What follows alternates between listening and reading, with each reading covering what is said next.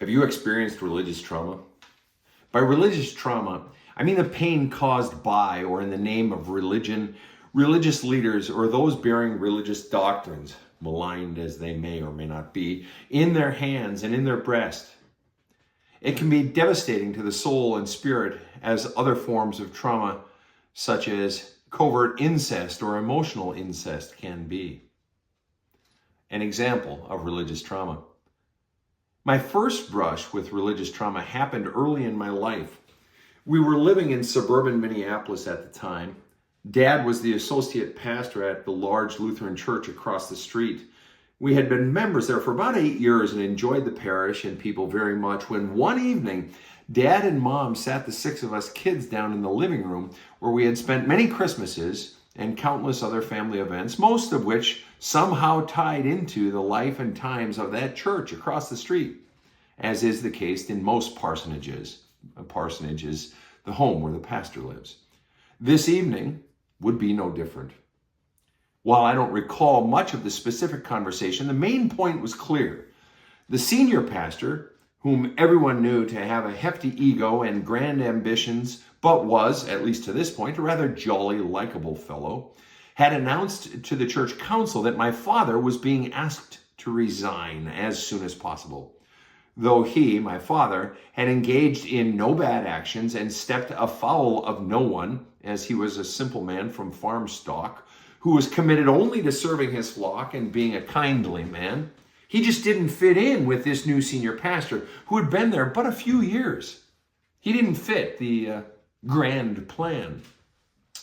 There was much griping among the 5 brothers and sister, and one struggling to discern whether the senior pastor's house should be met with a hail of eggs or dog excrement. But in the end, we ate it. Dad ate it, his pride understandably wounded, and now forced to live across the street from this church that had turned its back on him. Parenthetically, Mom and Dad had purchased the parsonage from the church years prior and would go on to live there another 25 years or so. The shock of that night, as well as all of us having to subsequently witness Dad's barely hidden wound for several years after, and his struggle to find a new place in life, as he had become disenchanted with the very work of parish ministry that he had done for roughly 30 years. At that point, it impacted all of us. In short, the healthy skepticism Mom and Dad had already bred into us. Yes, even the pastor taught his kids to question religion, church, God, and the whole schmear. But that skepticism that had been bred into us had now turned to bitterness and animus. Dad would never return to parish ministry, instead taking a few years to dabble before landing for his final 15 years as a chaplain at the Veterans Hospital in Minneapolis, where he was very happy, as his primary responsibility was simply to talk and pray with and offer counsel to veterans. Today, my parents have been deceased for years. 4 of us siblings attend church regularly, 2 do not. I was a pastor in different capacities in 5 different parishes for over 15 years, but have not been in religious ministry for roughly the same amount of time. Religious trauma. No religion is exempt. As a pastor and soul counselor for 30 years, I've heard many stories of religious trauma firsthand from clients, friends, parishioners, families, and acquaintances. For example, a friend growing up with absent parents, upon the invitation of her older sister, walked down to a small church one Sunday as an 8-year-old. Feeling welcome, they stayed. Not long later, they became trapped as sex slaves for years. A father overseas reached out to me recently seeking just a conversation because in the last year, his son had been killed in the name of the Hamas-Israel conflict, and he feels as though his God does not hear his entreaties. I personally was squeezed out of 2 parish positions for my published stance supporting gay rights, specifically of the rights of gay clergy. In one case, a full decade before our religious denomination took an official stance of support. I also got thrown out of the religious ordained ministry pipeline 3 times by superiors in my denomination for my stance on gay rights, and perhaps more significantly, my groundbreaking radical book at the time, Spiritual But Not Religious, having been the first author to both name and delineate what would decades later become the largest spiritual religious movement in the history of America. And I've been cited by Wikipedia and other sources as such. A client, decades ago, had been very poorly treated by her husband, and it always came from him in the name of their religion and God. She has been an atheist since. A friend told me of growing up in the U.S. South in the 1950s and 60s and remembering her African-American church being set ablaze and the profound hatred it stirred in here, as well as the gnawing fear of going to church. Another very dear friend told me recently of his fear of going to synagogue in the U.S. after all that has been going on recently overseas in the Middle East. An imam tells me of mistreatment by his superiors and the effect of it souring him to both his religion and at times God. An Indian American client told me stories of being expected by his parents to practice their religion, even though he suffered teasing at school and later abandoned religion completely because of it. Don't even begin to ask me the number of clients I get every year to this day, even in the 2020s in America, Canada, and the supposed civilized world, who live in a house where all manner of vile shit is perpetrated in the name of religion or some God, whether by a spouse, a parent, or by their own hand. Don't even begin to ask me the number of conversations I still have today about the spare the rod, spoil the child clip from Judeo-Christian scripture. And as an aside, the confirmation students my dad used to teach in the 1950s through the 1980s would often hear him say, quote, "You can get the Bible to say just about anything if you take a small enough amount of it," end quote. God bless that man. Lastly, there's that good old-fashioned religious hypocrite person or persons we've all experienced in life who put on a good show of their religion and are forever talking religious jargon and highfalutin ideas, but who are mean as a snake or two-faced beyond belief behind closed doors, leaving you with both a bad taste and a distrust for anyone religious or having anything to do with religion. Bottom line, there is no shortage of stories in the world of abuse, atrocities, and abhorrent behavior, all done in the name of one religion or another. History is littered with them. Yet, history is also gilded with many great and good acts, as well as virtuous and kind people from these same religions.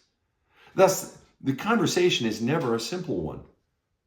But there can be no dispute that the prevalence of religious trauma is everywhere, and that the long dark shadow it throws can last years, even decades, for an individual, family, or group.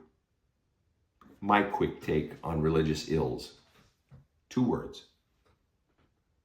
I've been asked many times while appearing on TV or radio, speaking on podcasts or to groups, as well as magazine interviews, dinner parties, etc. Sven, if you could change one thing in the world, cure one ill, what would it be? I've thought about this, as I suppose we all have for decades. Some people would cure starvation, some would create world peace, and so forth. My answer is always the same. 2 words. I would change, or add, as it were, 2 words to every religion or belief system in the world. If I could change one thing in the world, I would change 2 words in the belief system of every religion in the world. Somewhere in their creed, I would insert the 2 words, "for me." My religion is the best religion in the world, for me. We are the one true people of the one true book of the one true God, for me. My God can beat up your God, but he won't, because he's just perfect, for me. I believe that this is the pompous I believe that it is the pompous absolutizing of religion and religious experiences that has done more hardcore effed up damage in the world and continues to do so than any other force in human existence. I absolutely believe that. And yes, I believe it has done even more damage than avarice, even creating the very infrastructure for said avarice, not to mention patriarchy, wars, genocide, misogyny, slavery, and all manner of sexual predation. We as humans get so full of ourselves when it comes to religion because too many people and too many sacred books claim to have been gifted to humanity by the gods themselves and therefore have every right to force themselves on others in both a metaphorical and none too literal spiritual rape. How much suffering would be solved if we could get out of the arrogance too often stirred into the cocktail of religion and its doctrines? So what is religious trauma and who carries it? It's not a tricky thing to understand, really. As I mentioned at the top of this article, religious trauma is pain caused by or in the name of religion, religious leaders, or those bearing religious doctrines. Or, in terms a bit more crass, it's the shit that gets left inside someone when some religious fucker does some shit they shouldn't be doing and, like their own religion, likely condemns, oddly enough. I mean, it takes no small amount of theological gymnastics to assert violence when your God and his spokesman son claim love, love, love. It could be argued we all carry religious trauma to some greater or lesser degree, dependent upon the degrees of separation from the trauma-inducing event. Do or did I carry religious trauma from what was done to my father in the aftermath? Yes. And I had to heal that in the years subsequent to it. Do my children carry religious trauma from that event, as well as from my numerous times of being ousted from pastoral ministry? I think so because I stopped going to church, and neither of them presently do. Will their children carry their grandfathers' or great-grandfathers' religious trauma? Well, at the very least, it's unlikely the children will go to church if their own parents don't, right? I mean, some people do, but in this case, it's reasonable to assume they won't go to church. Is not that the residue of religious trauma in its mildest form? Perhaps your religious trauma or that of someone you know or love gets triggered upon passing a religious building or seeing religion depicted or discussed on TV. Then all sorts of emotions get stirred up inside, almost as if you can't shake the event. It persists until we have the courage to go inside into the pain and assorted feelings and pull them out to discuss them, even if only with our own journal. It's to begin to no longer carry the emotional charges associated with the trauma, but to flush those charges out. Pain that gets passed from one person to the next. Religious trauma is the pain that gets passed from one person to the next, and the belief system that both delivers that pain and the new belief system that takes root in the gut of the receiver. For inflicted pain always sows seeds of strange fruits, such as, I'm dirty, I'm worthless, I don't matter, nobody really loves me, there is no God if he can allow that, etc. And again, until those messages and the pain that drive them are walked into and addressed by you, they will continue to generate hurt inside and potentially onto others. For hurt people hurt people. How does religious trauma manifest? Religious trauma can manifest in forms of lost sleep, ongoing anxiety, depression, difficulty interacting with others, bitterness and extreme sarcasm, particularly towards religion and religious people, and other forms of hurting others, hurting self, pulling away from others, or disconnecting from engagement in life as a whole. It becomes so easy when we've been hurt to turn an angry eye and acerbic tongue against others, against humanity, and against life itself. But then the trauma wins. Then the pain wins. And then your lowest self wins.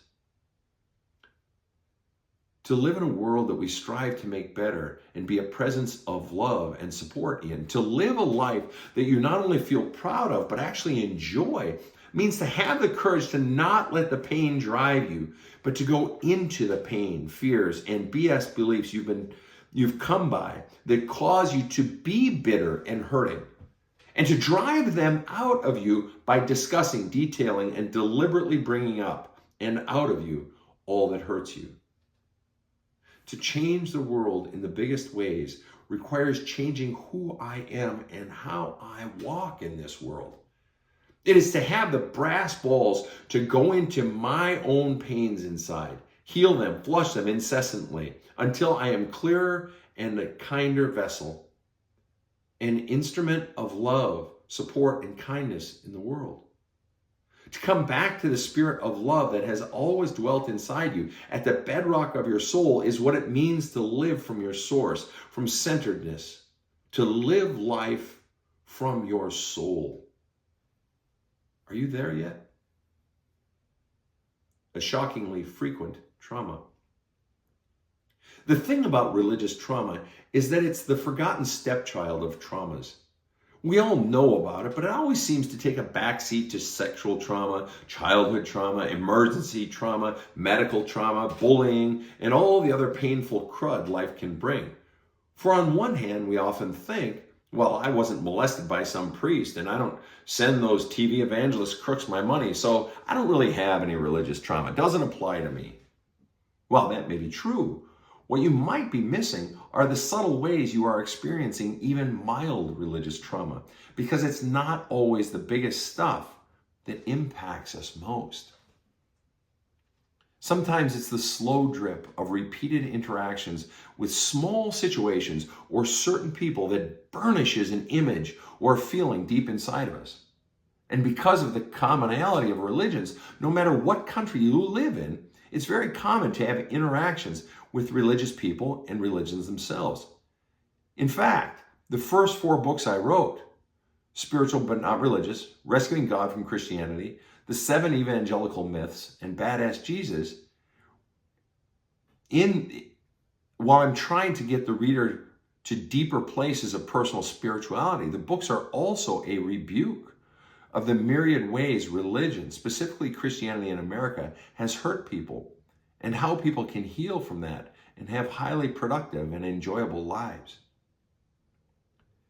Even religious trauma requires healing. It's important to remember that while religious trauma comes with its own nuances and forms, depending on the type of trauma, it's still necessary to do the work to heal from it. And healing from trauma of any sort still requires the courage and tenacity to go into the pain and begin to look at it, feel it, and deliberately and actively put it into words about the experience and the feelings that accompany it until the pain has been fully purged from you. Words.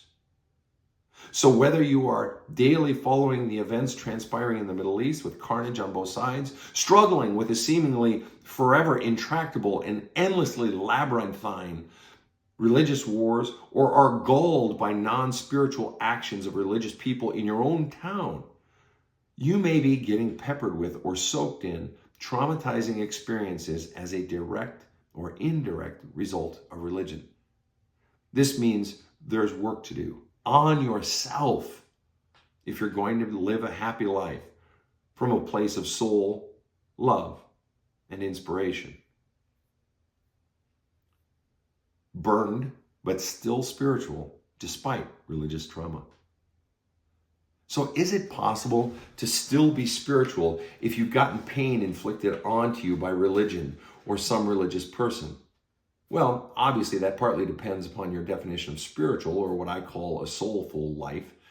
See, I very much believe that a soulful life is very possible, regardless of whether you are religious or not. Whether you believe in a God or not, to live from your soul is to have removed the pains, fears, and BS beliefs that you were taught about yourself way back in childhood, and to then live in and from a place of deep connection to your most authentic self. It's to live life from a centered sense of knowing self and knowing when things feel right to you and when they don't. It is to live in a state of love and kindness, but also intensity, fire for things that fire your spirit, and deep calm inside amid it all. It is to live with a sense of aliveness that is more than mere put on a happy face. It is to have full control of the throttle of your life such that you have more than two speeds, fully on and fully shut down. Your energy and speed are not just binary, but can be dialed up or dialed way up or dialed back to full idle or to any number of speeds and intensity levels in between. It is to feel what you feel in each moment and to allow yourself that. It's to trust the truths inside about what you feel and to act faithfully from that inner certainty, fully willing to make mistakes, fully willing to admit fault, and fully enjoying the ride, come what may. Religion and your love cup. To live from a place of soul is to continually clean out the vessel that is your love cup from new and old pains, tired and encrusted beliefs that no longer serve you or others, and to seek to live with clarity and a sense of a clean heart. And none of this requires religion. Religion done well can actually enhance this if that religion has beliefs that align with the dignity and truths of who you are. But if your religion, past or present, does not breathe life into you, it's not your religion. And you are allowing someone else's belief system to tear you down and suck your life energy out of you. Truth be told, you can still choose to stick with that religion, even if it continues to rob you of life. But why would you? Why? At what point do you no longer carry around the pains and bitterness or beliefs and actions of religions or religious people who hurt you, or maybe causing you to hurt others or your own doggone self? When do you finally dive in and begin the deliberate healing process to be rid of your own religious trauma?